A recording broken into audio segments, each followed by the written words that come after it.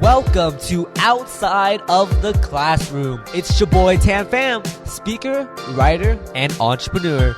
Each week, we bring together inspiring guests to help you learn useful shit, prepare you for success, and do work you love. Thanks for spending time with me today, and without further ado, let's dive on in. Hey, what's going on, everybody? It's your boy Pham, and welcome to Outside of the Classroom. Today's guest is Daniel Cao, and he is someone that I truly admire. He is currently a student at UC San Diego, but all of the initiatives he does outside of school is phenomenal. Starting his own business, becoming director of a national nonprofit, and he's so passionate about education. We have some great advice coming at you. In this episode, we talk about how to do more and be more as a college student. What are 3 things that you need to know if you're seeking clarity in life, and why finding your passion is not the first answer, and how a Facebook message led to a director position at a national nonprofit, and so much more. So make sure to go back to the show notes at www.outsideoftheclassroom.com/Daniel to find all of the resources we have talked about today, and we have a lot of them. So without further ado, let's dive into today's episode with the one and only Daniel Cao.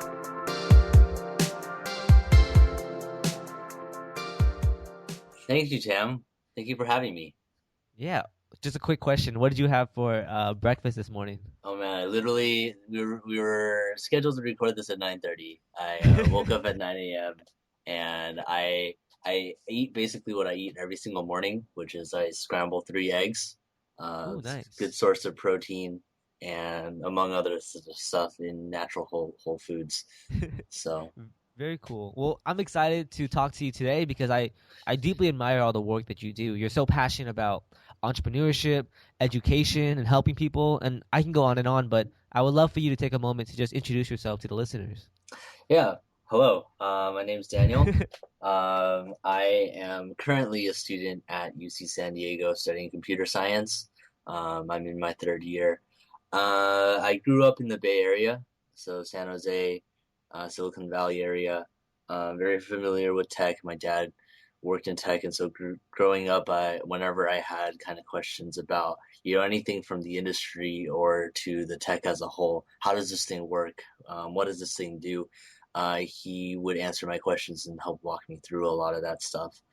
I think now that I'm in university, I find it as a good kind of testing ground where I can play with a lot of my ideas, kind of lower risk than if I were pressured to make money from it, right? So, helping out with a nonprofit named Student Voice, we can dig into that a little bit later, as well as, trying a startup that helps organizations, nonprofits find grants. So kind of in a similar space, but we can also talk a bit more about that. Mm-hmm. But yeah, that's a good quick overview.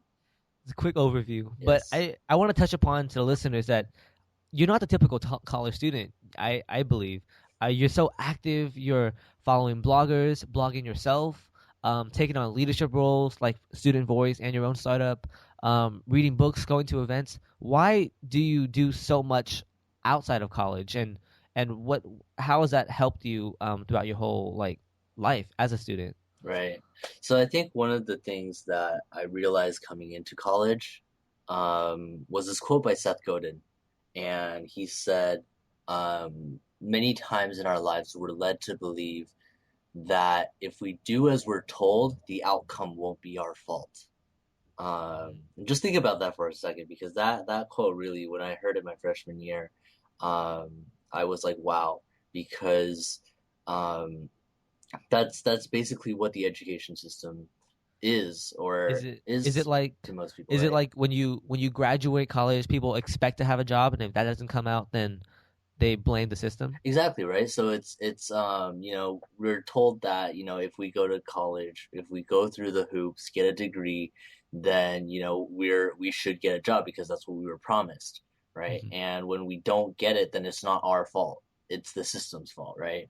Where in many cases, I realized that part of this having a student voice and having a voice in education isn't just about me stepping up and saying what sucks about the system and kind of complaining, but actually doing something, right? Because what good is complaining if I just kind of sit around and complain, but what am I doing to actually improve my own education? Um, Exactly. exactly.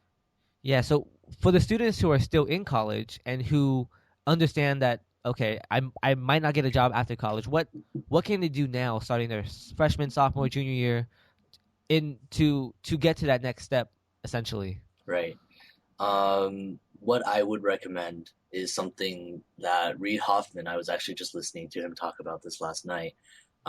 He said there's a couple different perspectives on, how you can get something that you want to offer the world, especially like after you graduate.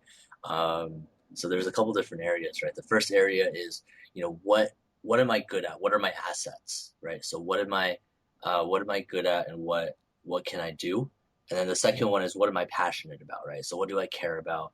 And then the third area is kind of like this, what does the market need, right? So does the world need more engineers, or does the world need more, like where do I see lack in the world?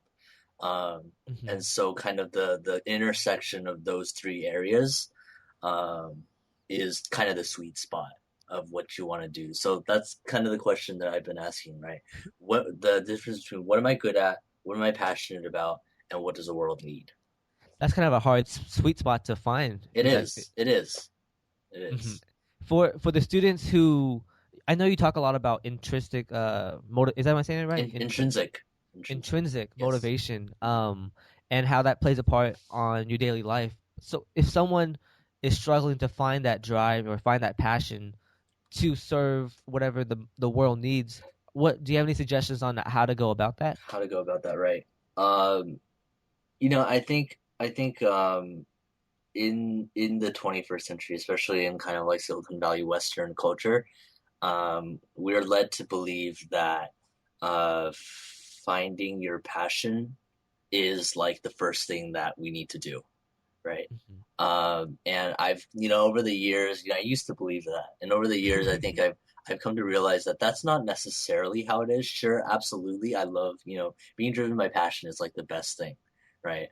But if you kind of sit around waiting for passion to strike, that's not going to happen, right? Mm. That rarely happens. Sometimes it does. Maybe it'll happen to you. And I've heard a lot of my friends just kind of, in what you mentioned, like they may not be intrinsically motivated. They may not be passionate about something, and yet they're just sitting around like waiting for like a lightning bolt from heaven to strike them, and for them to suddenly become passionate about something, right? Yeah. And that's not how it works. And I think what a more helpful way to look at it is if we say, okay, if we start kind of with the assets, right? What am I good at? I'm what am I interested in, right? Let's start with that. Like, what piques my interest, right? Hmm. What do I walk by on the street, and after I walk by, I take a look back, and I'm like, that's interesting. Let me think about that a little bit more. What is that thing? And start researching, learning as much as you can about that, and then eventually, kind of down that road, your passion for that thing will grow, right? Uh, Most definitely. that's kind of how I see it. No, I love it, and I also give advice to many young people that I love this quote. It says clarity comes with action. Hmm. So to truly find out what you really want to do in life, you have to find out what you don't want to do in life, and it's Absolutely. a lot of experimentation, like what you said. So with that being said, would you think going to college and not knowing what you want to do yet at 18 or 19 years old, is it worth it to go to college, or would you recommend that person maybe take a gap year or try out a new experience at a job? What do you suggest to do if someone who doesn't know what they want to do with their life at 19 years old? Hmm. Um, I think that I agree with you. I think that college is a good place to go if you know what to do, if you know kind of what you want, because mainly because how much it costs. And I mean, if you can afford to spend that much money and not know what to do, and like kind of wander around an institution hoping that something would happen, then go ahead and do that. But for most people, that just doesn't make sense financially.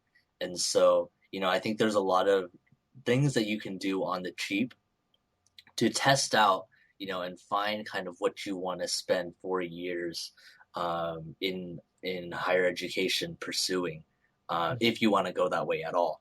But I think, of course, the caveat too is that um, not everyone not everyone is well suited for kind of a self-initiated like one gap year. I've Hmm. seen a lot of people go off the rails on that too because they aren't the right kind for that. And so I think the most important thing in that space, whether you're in school or out of school, is to really find mentors that can help keep you accountable. And I don't like using that word accountable because I think it has some weird connotations to it. But the main idea is that you want to have someone that you can ask questions and someone that can help guide you along whatever you're doing, whether you're in school or out of school. Hmm. Most definitely. And would you have any recommendations on how to identify that mentor? Like if someone was interested or someone who didn't know what they wanted to do, or didn't have any clarity on where they were going, like what mentor should they reach out to, if any? These are very good questions, Tim. You're kind of extracting like a whole like 3 years of my life experience out into a 15-minute section. I'm Um, glad. Thank you. but yes, no, I've thought about this process of how do you find a mentor because it can be daunting, especially kind of with the term mentor. You're like, if you've never been in a relationship with one before, then it can seem really daunting, right? It's like, oh my God, like how do I ask them to be a mentor? Do I have to like approach them and be like, it's kind of like asking them out or something? Do I have to be like, hello, do you want to be my mentor? Do That's you want not coffee? exactly right. That's not quite how I see mentorship. I see mentorship more as someone that um, like basically in many ways they're a friend, but they're a friend that is a little bit ahead. So they're ahead of where I am in life, and they've struggled through a lot of the questions that I'm currently asking. Mhm. So I might ask them, when you were graduating from college, what were the choices that you had in terms of career, in terms of directions that you wanted to go, and which one did you end up picking, and why did you choose that one? So questions like that, like people who are just a little bit ahead, or maybe even a lot ahead. I don't know. In some cases, I have mentors that are in their 50s or 60s, but Yeah. um, being free to ask them questions. And I think just having that mutual understanding that, hey, I'm not asking you questions so that I can somehow stab you in the back or any like malicious intent, like a lot of competitors will think, but it's more of like, hey, I just genuinely are struggling with these things and would love your thoughts. Mhm. I just want to learn. I want your Exactly, advice. absolutely, absolutely. Very cool. I love it. I want to segue into more of your professional background. You have so many different opportunities that came your way through hard work, of course, I'm sure. And I'm very, like, for example, your position with Student Voice. I would Hmm. love for you to talk more about what you're doing with Student Voice and how you got into that position. Absolutely. Okay.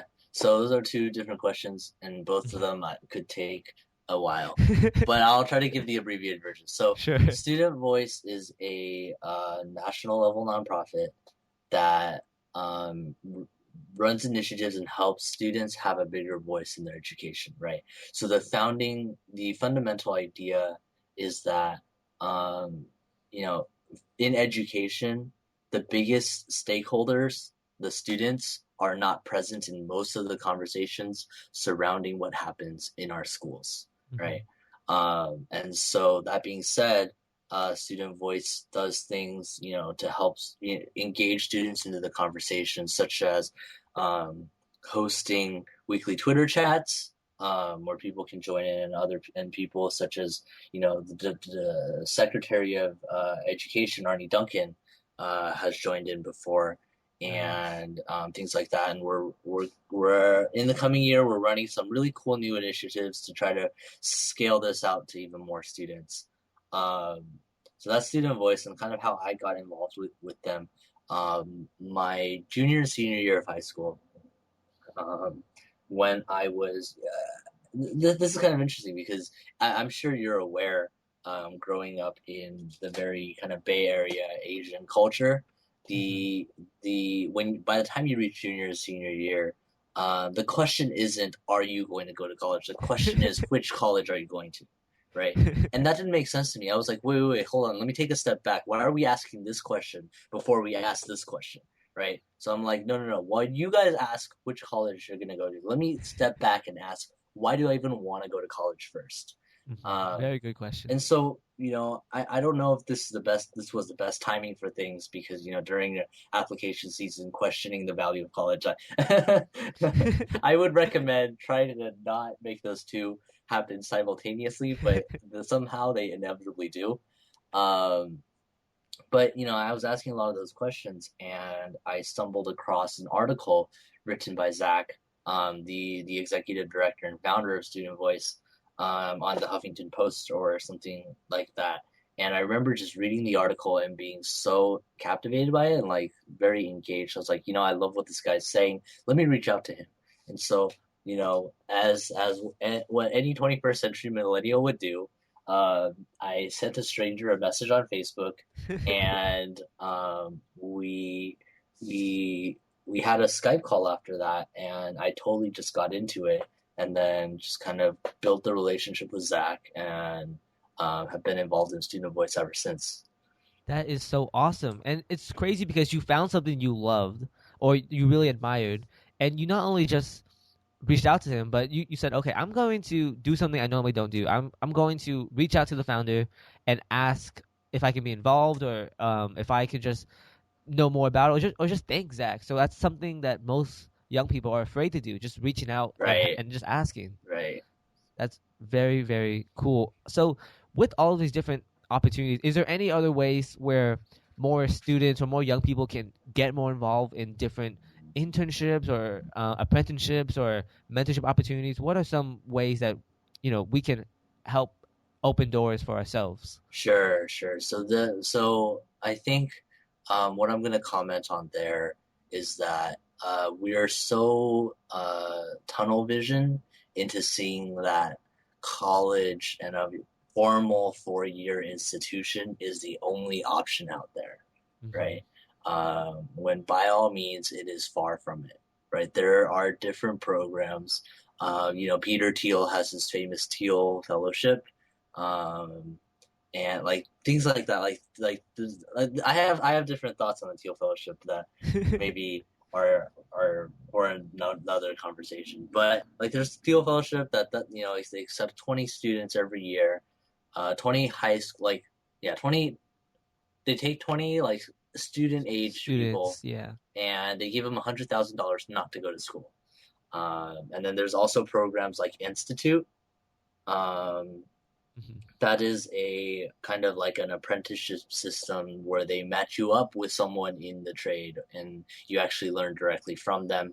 I believe there's a couple more programs like that I can get to you if you're interested in, sharing that out as well.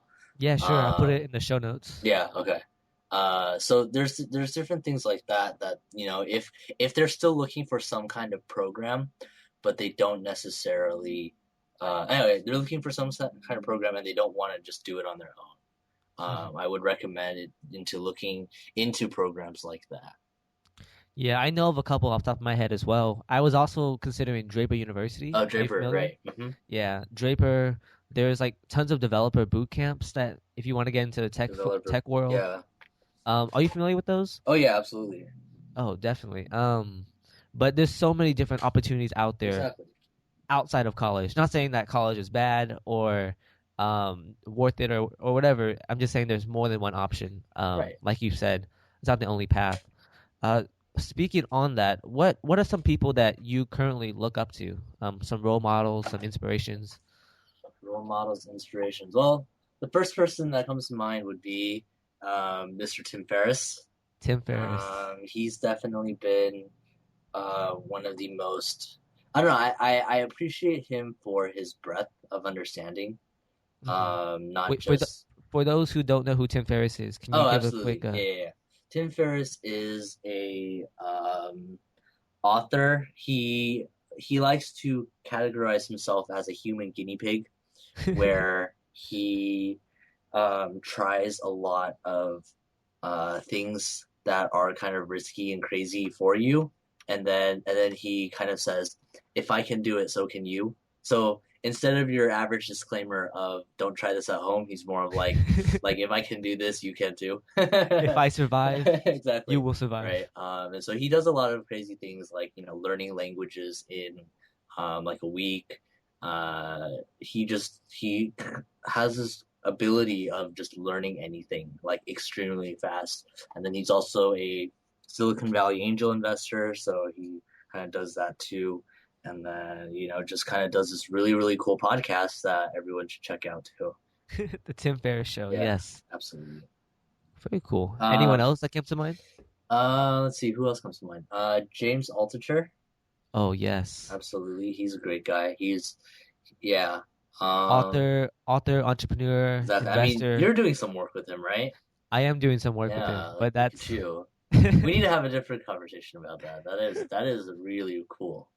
we do. I'm Um, actually working on a project with him right now, and I was checking my phone earlier. He Facebook messaged me, but I didn't have a chance to check it yet. mhm. So, in due Nice. time.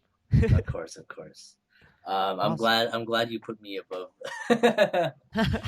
Very Let's see. Peter nice. Thiel. I really enjoy Peter Thiel. Hmm. He's a very interesting guy. Very interesting guy to study just because he's also an outlier in many sense. Yeah. Let's see. So wait, just a question. Yeah. What's up? When you find out about these people, these entrepreneurs, investors, authors, what's your approach on? Do you just learn? I want to ask this for the listeners. When you find out about these people, how do you learn from them? Do you just consume all their information? Do you take their advice? What about them makes them so unique to you? Um, I think I've come to a point where I've seen enough of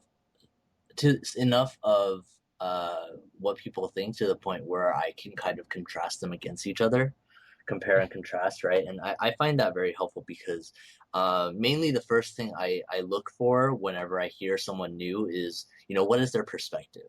What do they think about whatever topic they're talking about? And why do they think that way, right?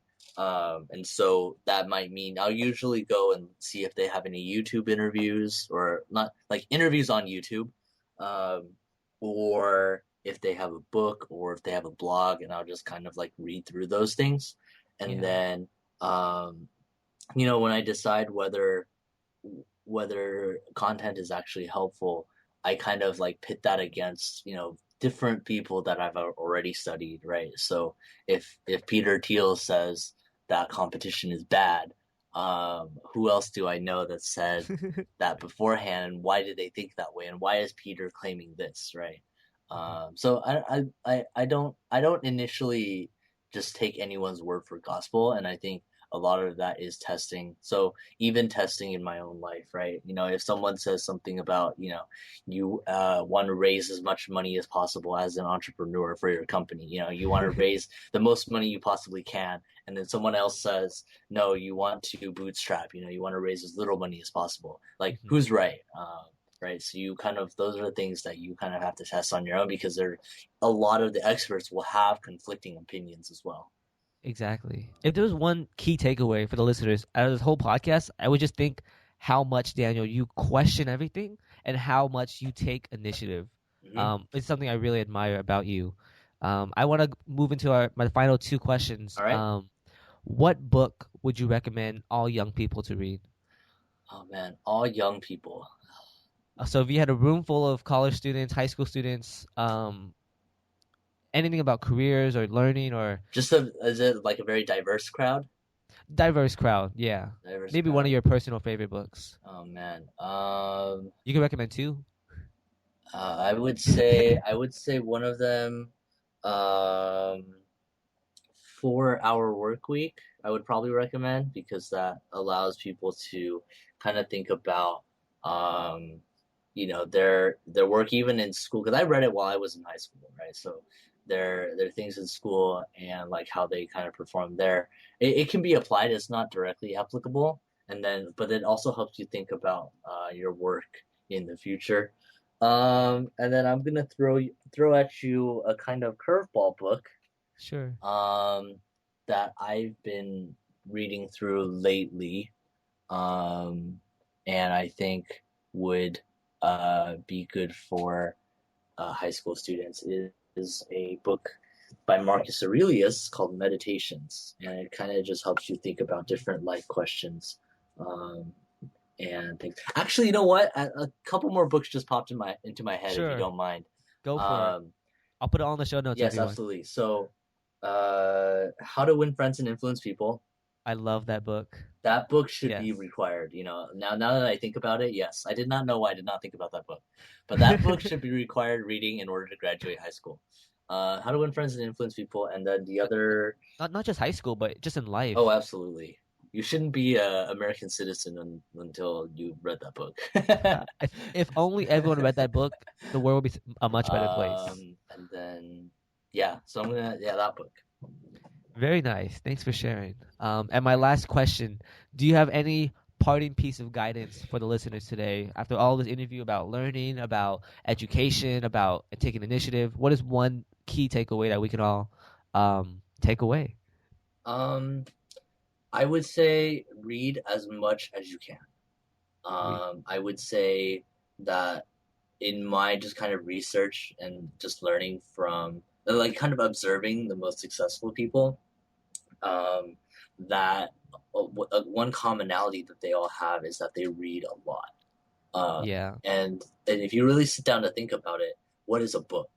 A book is someone's experience. Often, it can range anywhere from 5 years experience to 10 years to their whole lifetime, right? Hmm. Condensed into anywhere between 100 and 300 pages or somewhere around there, right? And you can get for $10. That is Yeah. just, that is like, if there's anything that is not like, I don't know what could be more valuable than that, right? Hmm. Condensing time into something that you can just read through and understand. And so that's what I would recommend. Get into the habit of reading books, because that is just one of the most valuable habits that I've built in my last couple of years of life, that I Yeah. wish I would have started earlier. So, I definitely agree. When I was in high school, I used to hate reading oh, books absolutely, me too. because I used to read Shakespeare. I used to read like all those boring novels Yep. that didn't have any relevance to me. But once I read books like How to Win Friends and Influence People, and I read other books about life, about business, and about stuff that I was truly interested in, that was a huge game changer. So I can definitely agree with that. Yep. But that's it. Thanks so much, Daniel, for coming on to the Outside of the Podcast, Outside of the Classroom podcast. Where can our audience find you? You can visit me on my website. My blog is at diplativo.com, and that is